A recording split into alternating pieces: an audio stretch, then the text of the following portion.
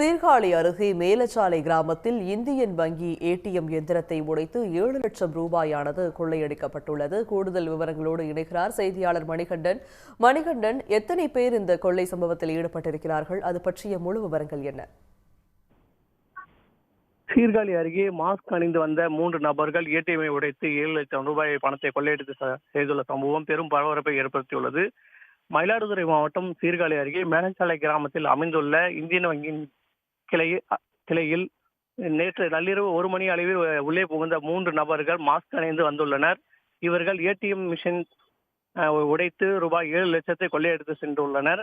அந்த வங்கியானது ஊருக்கு ஒதுக்குப்புறமாக செயல்பட்டு வருவதால் அதுவும் வங்கிக்கு என்று காவலாளி இல்லாததால் கொள்ளை கும்பலுக்கு ஏதுவாக இருந்துள்ளது. இதனால் இந்த கும்பல் வந்தவுடன் சிசிடிவி கேமராவை உடைத்தும் மின்சார இணைப்பை துண்டித்தும் அந்த ஏடிஎம் மிஷினை உடைத்து கொள்ளையடித்து சென்றுள்ளனர். இந்த சம்பவம் காலையிலே தெரிய வந்துள்ளது.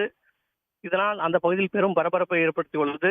சீர்காழி போலீசார் மற்றும் மயிலாடுதுறை மாவட்ட எஸ்பி நேரில் வந்து ஆய்வு செய்து கொண்டிருக்கிறார்கள்.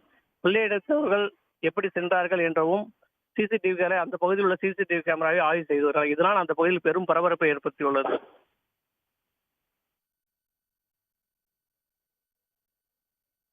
விவரங்களை வழங்கியமைக்கு நன்றி மணிகண்டன். உடனுக்குடன் செய்திகளை தெரிந்து கொள்ள சன் நியூஸ் பெல் ஐகானை கிளிக் பண்ணுங்க.